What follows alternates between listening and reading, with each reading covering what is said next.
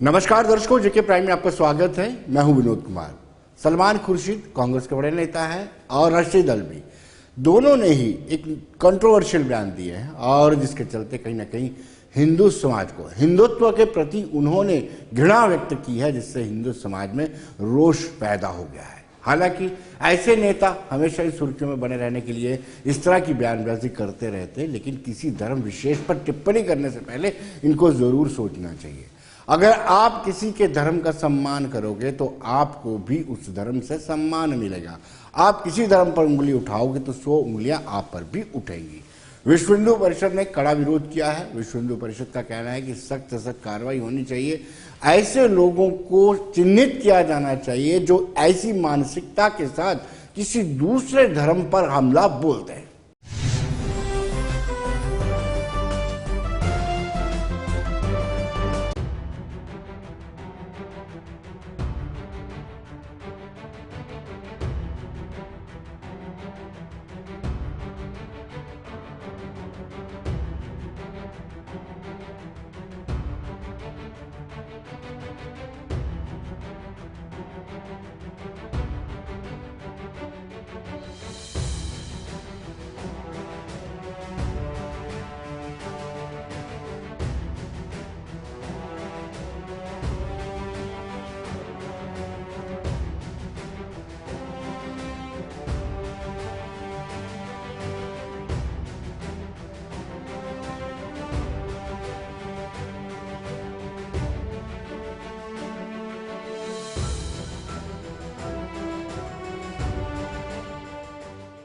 देखिए, कहावत है कि सियानी बिल्ली खंबा नोचे। हमें जानना होगा कि ये जो सलमान खुर्शीद और उसके साथी हैं पी चिदम्बरम और दिग्विजय सिंह, ये किस विचारधारा से आते हैं। ये उस विचारधारा से आते हैं जिन्होंने सुप्रीम कोर्ट में हल्फनामा दिया था कि रामायण एक काल्पनिक कथा है। ये उस विचारधारा से आते हैं जिन्होंने राम सेतु को तोड़ने की साजिश की। ये उस विचारधारा से आते हैं कि देश में मुस्लिम पॉपुलेशन का अनुपात बढ़ाया जाए और जहां जहां वो पॉपुलेशन बढ़े वहां से हिंदू समाज का पलायन करवाया जाए, जिसकी लाइव एग्जांपल्स हैं कश्मीर, जिसकी लाइव एग्जांपल है मेवात, जिसकी लाइव एग्जांपल है कैराना, जिसकी लाइव एग्जांपल है पश्चिम बंगाल। इन लोगों से गलत बयानी के अलावा कोई तवक्को नहीं की जा सकती। 70 साल इन्होंने सिस्टम को म्यूटिलेट किया है, मिसयूज किया है, और अब जबकि इनको लगता है कि सिस्टम को और मिसयूज नहीं किया जा सकता, कोरेक्टिव सर्जरीज शुरू हो गई हैं, उस वक्त इनके पास इस तरह की किताबें लिखना और इस तरह के बयान देने के अलावा कोई चारा नहीं रह गया।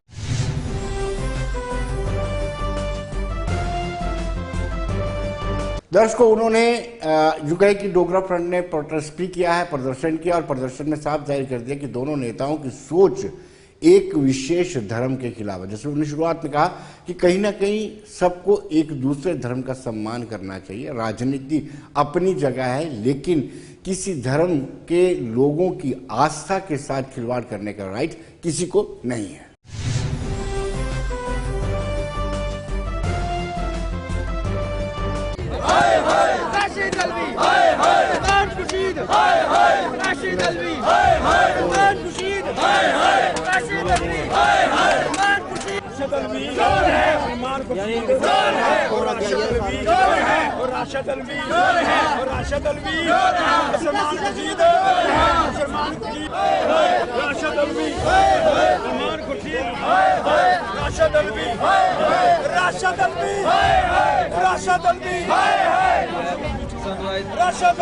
सलमान खुर्शीद और राशिद अल्वी को लेकर के कर रहा हूँ।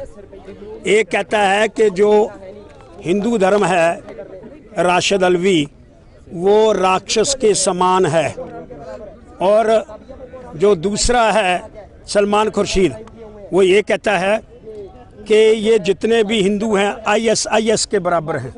आईएस ने क्या करा?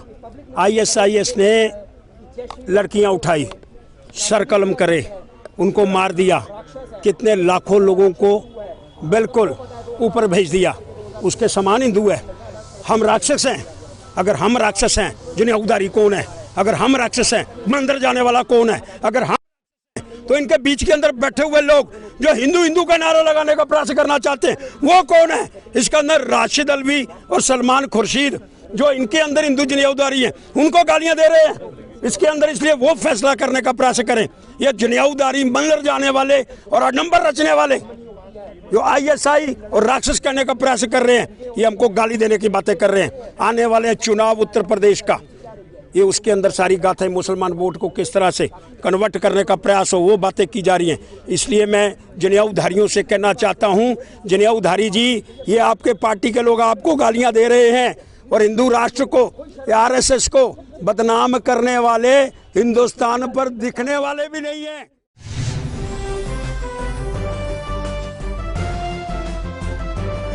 दर्शकों, विश्व हिंदू परिषद ने बाकायदा एक प्रेस कॉन्फ्रेंस की, एडवोकेट लीलाकरण शर्मा ने प्रेस कॉन्फ्रेंस की है और इन दोनों ही नेताओं को लताड़ा है।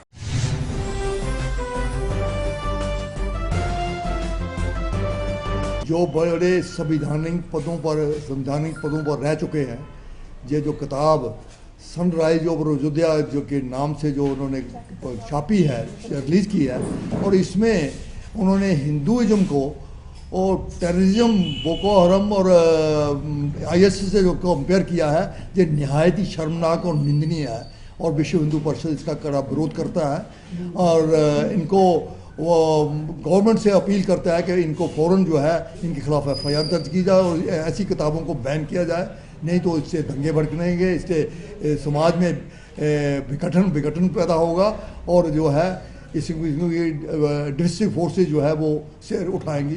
तो इसको जैसे कहते हैं कि इसको कट दी इवल इन दी बड, तो इनको अभी से इस पर एक्शन लेना चाहिए और मैं ये उम्मीद करता हूँ गवर्नमेंट से कि फौरन इस पर एक्शन लिया जाए।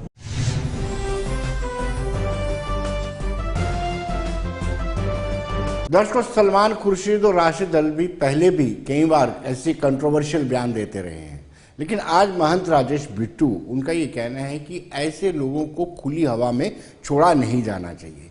इनकी मानसिकता, संकीर्ण मानसिकता के चलते किसी दूसरे धर्म विशेष के खिलाफ इनको टीका टिप्पणी करने की आदत है, लिहाजा इनको जेल की सलाखों के पीछे होना चाहिए। हम सब जानते हैं कि अगर किसी एक धर्म के प्रति नफरत पैदा करना या किसी तरह की टीका टिप्पणी करना वाकई में उस धर्म के खिलाफ है, तो कहीं ना कहीं इन दोनों नेताओं ने अपनी ओछी लोकप्रियता के लिए ऐसा शॉर्टकट इख्तियार किया है।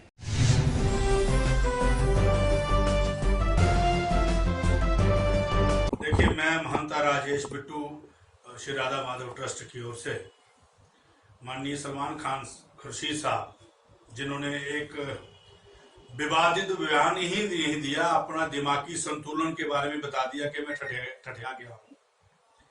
एक सनराइज ओवर अयोध्या के ऊपर उन्होंने एक ऐसी किताब लिखी और जो बयान उन्होंने दिया कि ISIS और बोको हरम जैसे संगठनों के बारे में, मैं समझता हूं कि ऐसे लोग जो हैं अपनी बरादरियों में, अपने समाज में, अपनी राजनीति के अंदर बिल्कुल चले हुए कारतूस जैसे लोग हैं।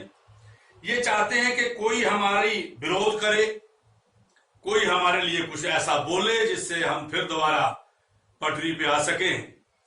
राजनीति से उतरा हुआ इंसान और जो केंद्रीय मंत्री रहा हो और जिन्होंने सौगंध खाई हो पूरे हिंदुस्तान के संविधान की, और ऐसी घटिया बातें करे, ऐसी नीच बातें करे, ऐसी एक समाज को लेकर के बात करे, ऐसे इंसानों का बहिष्कार करना चाहिए।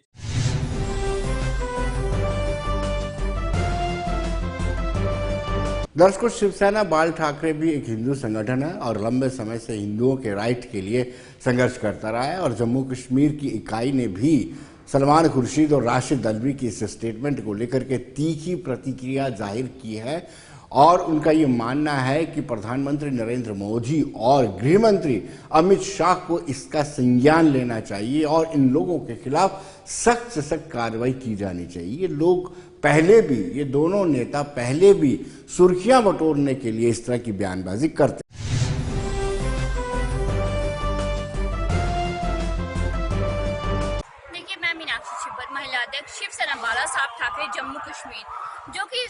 सलमान खुर्शीद ने जो अपनी गलत बयानबाजी की है, शिवसेना उसे कतई भी बर्दाश्त नहीं करेगी।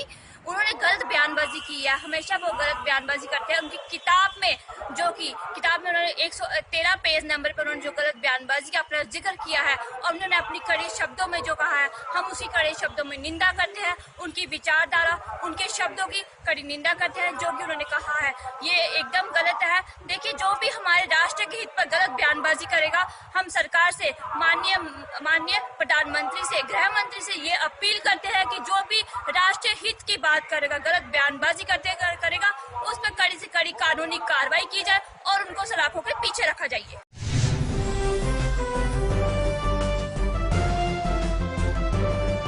दर्शकों, अगर भारतीय जनता पार्टी की बात करें, मजेदार दिलचस्प बात है कि कांग्रेस के किसी भी प्रदेश के नेता, यूटी के नेता ने इस पर टीका टिप्पणी करने से इनकार कर दिया। किसी ने भी इस स्टेटमेंट को लेकर के किसी तरह का बयान देने से इनकार कर दिया। लेकिन भारतीय जनता पार्टी को एक अवसर मिल गया है, मौका मिल गया है। उनका कहना है कि भारतीय जनता पार्टी का हमेशा सोच रही है कि सभी लोगों को साथ में लेकर के चलना, लेकिन कांग्रेस विभाजन की राजनीति इख्तियार करती है और हमेशा अपीजमेंट की पॉलिसी इख्तियार करती है। कांग्रेस जिस हाशिए पर पहुंची है उससे साफ जाहिर है कि ये बौखलाहट की निशानी है। इस तरह के बड़े नेताओं के ये स्टेटमेंट कहीं ना कहीं कांग्रेस को इस बात का पुष्टि करते हैं कि कांग्रेस इस वक्त खत्म होने के कगार पर है।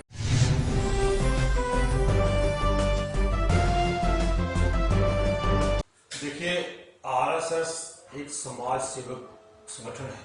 आरएसएस जो है वो राष्ट्रवाद संगठन है। आरएसएस जो है वो देश के हित की बात करता है और सभी समाज को जोड़ के बात करता है। उसमें धर्म नाम की चीजें, हर समाज के लोग उसमें हैं, हिंदू, मुस्लिम, सिख, ईसाई, सब लोग जो है आरएसएस में है। आरएसएस का मतलब है राष्ट्रीय स्वयं सेवक संघ।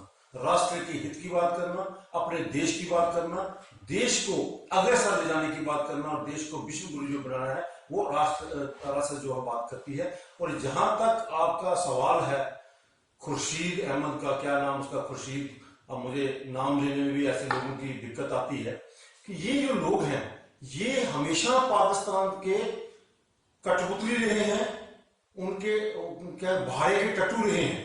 ये पाकिस्तान की इसलिए बात करते हैं, जोड़ते हैं कि ताकि कोई ना कोई ये सुर्खियों में रहे, इनकी आवाज लोगों तक पहुंचती रहे, चाहे गलत ही कहें। और कांग्रेस का हमेशा काम रहा है कि हिंदू को हिंदू से लड़ाना, हिंदू को मुसलमान से लड़ाना, मुसलमान को सिख से लड़ाना। समाज, जितने भी समाज, हिंदू, मुस्लिम, सिख, ईसाई, इन्होंने इनकी डिवाइड एंड रूल की पॉलिसी करके ही पिछले 70 साल जो राज किया था, आज इनका वो फंडा जो है वो नाकाम हो गया है।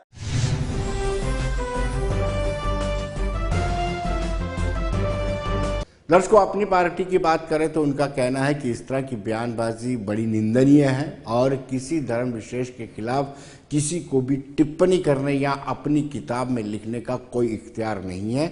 और आईएस के साथ इस तरह की हिंदुत्व की तुलना करना, इसको कभी और कतई बर्दाश्त नहीं किया जाएगा।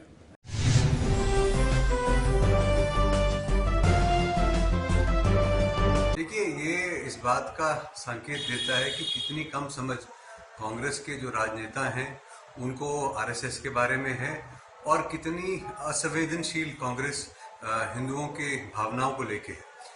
जहाँ तक बहुत कम दर्शक जानते होंगे बोको हराम के बारे में, वो किस किस्म का खतरनाक टेररिस्ट संगठन है जिसने हजारों लाखों लोगों की निर्मम हत्या की है। छोटी छोटी बच्चियों को स्कूलों से अगवा करके मारा गया, जबरन उनका धर्मांतरण किया गया। और आईएसआईएस के बारे में भी सब लोग जानते हैं कि किस तरह से दुनिया की जो सभ्य समाज हैं और सभ्य मुल्क हैं वो किस तरह से उनसे लड़ रहे हैं और किस तरह से उन्होंने औरतों के साथ क्या बर्ताव उनका रहा, किस तरह से उन्होंने कितनी महिलाएं अबडक्ट की थी, उनको बंदी बना के रखा था, उनको सेक्सुअल स्लेव बना के रखा था। और इस किस्म की तुलना करना उनकी मानसिकता दर्शाता है। और कांग्रेस की जो राजनीति है, वो जो अपीजमेंट की राजनीति है और जो कंफ्यूजन की राजनीति है, उसको दर्शाता है कि आज भी जो उनके वरिष्ठ नेता हैं वो इस किस्म के विवादित बयान देके और जो एक मेजॉरिटी कम्युनिटी की सेंटिमेंट्स को हर्ट करे वो देके वैसे बयान देके अपनी किताब बेचना चाहते हैं या एक सस्ती ओछी राजनीति करना चाहते हैं।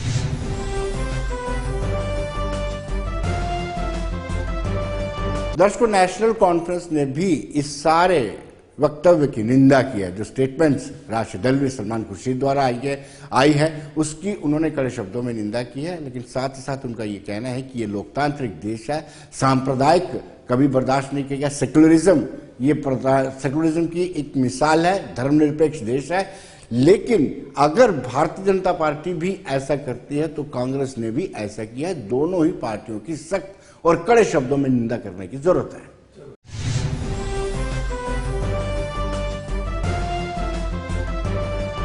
सलमान खान साहब जो हैं वो नेशनल कांग्रेस के बड़े कद्दावर नेता हैं। उन्होंने जो अपना व्यू रखा है उस व्यू को मैं सब्सक्राइब तो नहीं कर सकता, लेकिन मैं ये बताता हूँ कि 1947 में जब हिंदुस्तान आज़ाद हुआ तो हिंदुस्तान एक फेडरल मुल्क बना, एक फेडरेशन के तौर पे वो उसका वजूद आया और उस कॉन्स्टिट्यूशन के अंदर सभी धर्मों को पनपने का मौका दिया गया। कॉन्स्टिट्यूशन ऐसा बना जिसमें हर धर्म का बंदा अपने धर्म की रक्षा भी कर सकता है और दूसरे धर्म का भी ख्याल रख सकता है। लेकिन उससे पहले 47 से पहले भी आरएसएस का एक अलग से रूप था और आरएसएस का उसके बाद भी जब महात्मा गांधी की हत्या हुई और उसमें पता लगा कि गोडसे साहब ने उनको मारा तो बहुत से लोगों ने उसको क्या नाम है फेलिसिटेट किया। तो मुझे लगता है कि किसी भी धर्म में किसी बेगुनाह को मारने की इजाजत नहीं है।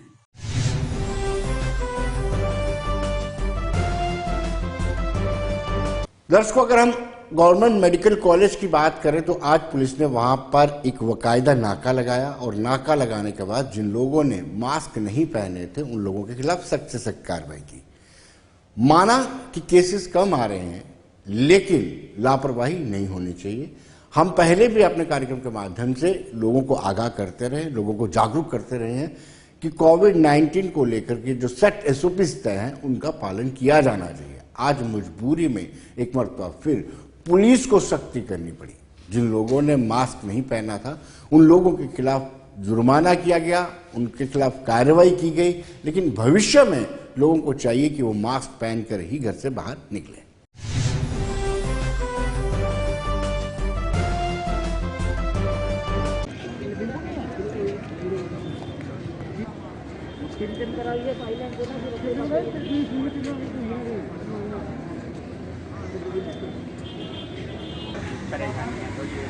परेशानी बगैर मास्क के गया, बगैर मास्क से परेशानी दूर होनी चाहिए। देव मास्क दोबारा नहीं लपना चाहिए ना के तेरा 500 है फाइन।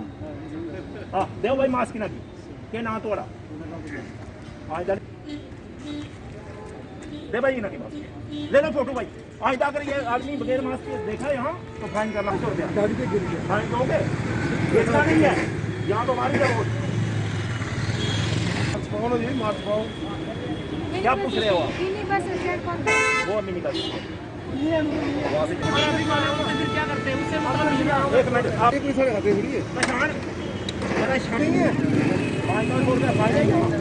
आप काम करते हो बगैर मास्क के मिले इसी लोग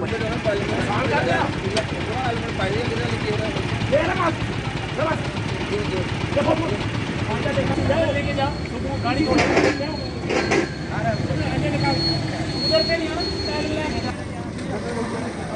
और जो मास्क वगैरह है वो नहीं लगा रहे, तो इसलिए मजबूरन एडमिनिस्ट्रेशन की सहायता से पुलिस चौकी हमारे यहाँ जो है अपने रामपाल जी वो भी पूरा सहयोग कर रहे हैं इधर हंसराज जी का, और चालान जो है वो कर रहे हैं जिन लोगों ने अपना मास्क नहीं पहना है। क्योंकि मेडिकल कॉलेज के अंदर ही अगर मास्क नहीं पहनेंगे यहाँ तो हर आदमी जो है वो अटेंडेंट के साथ आता है, कोई बीमार होता है तो बीमारी फैलने के ज़्यादा चांसेस होते हैं।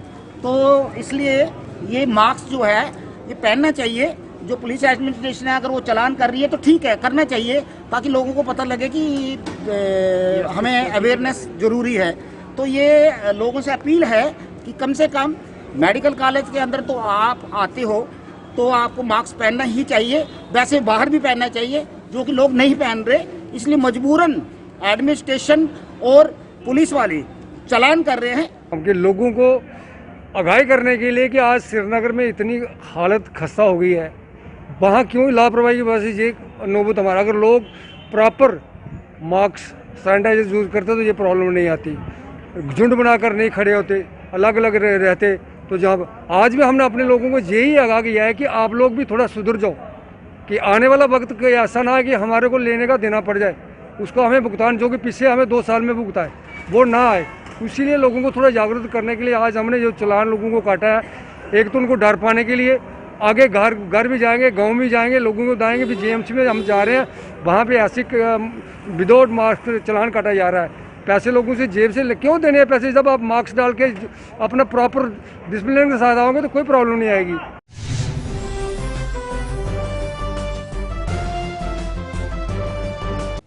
दर्शकों, अब हम बात करेंगे कैजुअल लेबर की। अक्सर हम बात करते हैं कि मान्यता का हनन है। 30 महीनों से 841 कैजुअल लेबर्स जो बिजली महकमे में काम करते हैं उनको सैलरी नहीं मिली है और उन्होंने सरकार को 20 तक का अल्टीमेटम दिया है। 20 नवंबर तक अगर उनकी डिमांड्स को फुलफिल नहीं किया गया, उनकी मांगों को नहीं माना गया तो वो आगे आंदोलन करेंगे।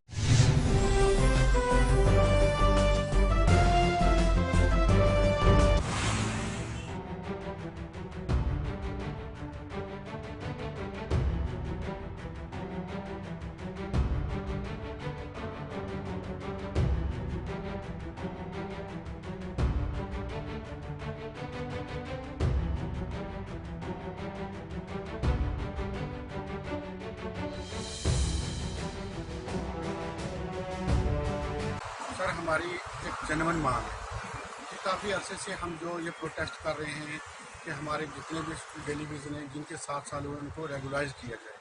तो देखो सर, पहली बात तो ये कि डिपार्टमेंट के ऊपर हम ये एक इल्ज़ाम ऐड करते हैं आज, क्योंकि डिपार्टमेंट ने अगर नेटवर्क बढ़ाया, जहाँ भी देखो एक स्टेशन था वहाँ इस वक्त 5-5 स्टेशन है, इन लोगों को एंगेज किया और इनकी ज़िंदगी बर्बाद की। इनके बारे में कोई जो है रोड मैप नहीं बनाया। डिपार्टमेंट ने सरासर हमारे साथ नाइंसाफी की है। अगर आप देखें कि ग्राउंड में यही टेलीविजन का जो लेबर जो है काम करने वाले हैं, कितने लोग हैं जो मर गए हैं और कितने लोग हैं जो अपाहिज हो चुके हैं, जिनके बाजू नहीं है, जिनकी टांगे नहीं है। डिपार्टमेंट जो है इस बात को अनसुनी कर रहा है। हमारे जो रोहित कंसल साहब हैं, कमिश्नर सेक्रेटरी साहब और एमडी साहब, चीफ साहब, हम इनको ये बताना चाहते हैं कि देखो, अगर ग्राउंड लेवल में ये लोग काम कर रहे हैं, आपके पास कोई रोड मैप होना चाहिए कि जिसको 7 साल के बाद आप रेगुलर कर रहे हैं। डिपार्टमेंट का एक अपना SRO है 381, उसके तहत जिसके भी 7 साल होते हैं उसको रेगुलर किया जाता है।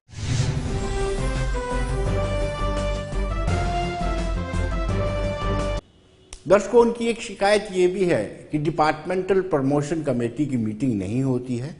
अगर डिपार्टमेंटल प्रमोशन कमेटी, जिसको DPC कहा जाता है, उसकी रेगुलर मीटिंग होती है तो लोग जो है प्रमोट होते हैं, जिससे स्थान खाली बचते हैं और जो डेली वेजर्स या कैजुअल लेबर है उसको पक्का होने में, नियमित होने में अवसर मिल सकता है। उन्होंने कहा कि श्रीनगर में DPC निरंतर जारी की जा रही है, लेकिन जम्मू में DPC नहीं हो रही है।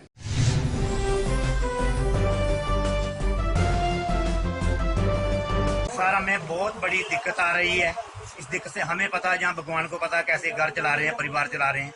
सबसे पहले हम ये कहते हैं कि जो गवर्नमेंट होती है, जो देश होता है, सबका होता है, सबका साथ और सबका विकास। मोदी भाई कहते थे सबका विकास और सबका साथ। इसमें ये क्यों फर्क पड़ रहा है? क्योंकि जो हमारी सैलरी है, जैसे 4950 लोग हैं हमारे प्रोविंस जम्मू के अंदर, इनमें जो लोग हैं, कुछ लोगों को बेसिस मिल रही है, कुछ लोग 841 लोग हैं जिनको नहीं बेसिस मिल रही है।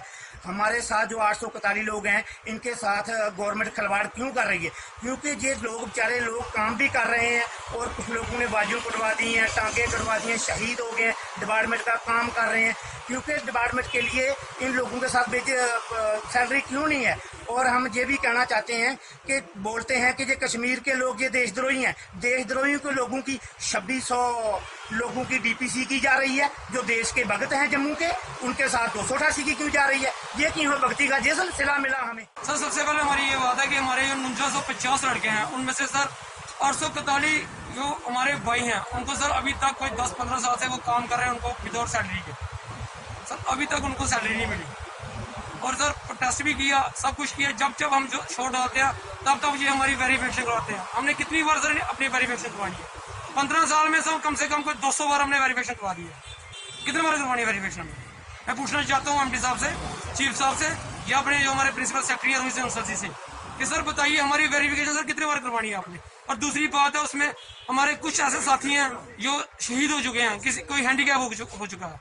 तो मेरी एमडी साहब से और चीफ साहब से और प्रिंसिपल सेक्रेटरी जो हमारे रोहित कंसल जी हैं, सर जिन लड़कों को सर सैलरी नहीं मिल रही 841 जो मेरे भाई हैं उनको सैलरी नहीं मिल रही सर, सिर्फ हमें सैलरी चाहिए और कुछ नहीं चाहिए, सिर्फ सैलरी।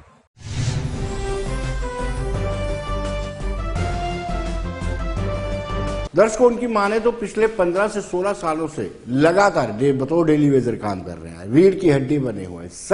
सारे के सारे काम वो कर रहे हैं, उसके बावजूद भी उनको नियमित नहीं किया जाता है।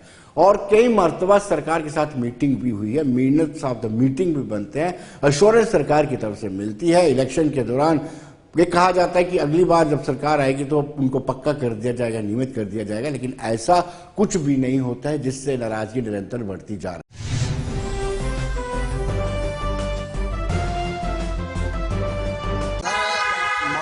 प्रदर्शन करते तो हमें 10-15 साल हो चुके हैं। हमारा पीडीडी का SR 382 है, 7 साल के बाद उसको रेगुलाइज किया जाता था। मगर सर डेथ की बात है तो सर आपने देखा होगा जम्मू प्रांत से जितनी भी सोशल मीडिया, एक्टिव मीडिया जितनी भी हैं, आप लोगों ने हर खबर को कवरेज किया होगा कि हमारे जम्मू प्रांत में डेली विजिट कितनी कैजुअलिटी हो चुकी है। आपने थोड़े दिन पहले भी देखा था सर कि एक दिल्ली विजर 1 घंटा पोल के ऊपर डेड बॉडी उसकी लड़की रही, मगर डिपार्टमेंट ने यहाँ आला अधिकारी जो हैं उन्होंने ये नहीं सोचा कि यार हमारा एम्प्लॉइज है, 1.5 घंटे तक वो भी एक किसी का माँ का बच्चा था, वो 1.5 घंटा उसकी डेड बॉडी जो है पोल पे लड़की रही। गवर्नमेंट ने एक इंश्योरेंस पॉलिसी बनाई थी कि अगर किसी की डेथ हो जाती है, यहाँ कोई कैजुअलिटी हो जाती है, तो उसमें डेथ पे 10 लाख रुपया जो कि सरकार ने हमारी जो सैलरी है उसमें से काटा के 10 लाख रुपया डेथ पे दिया जाएगा, और हैंडीकैप हो जाता है तो उसको 5 लाख रुपया दिया जाता है। मगर खाली ये कागजों में है, ग्राउंड में ऐसा कुछ नहीं।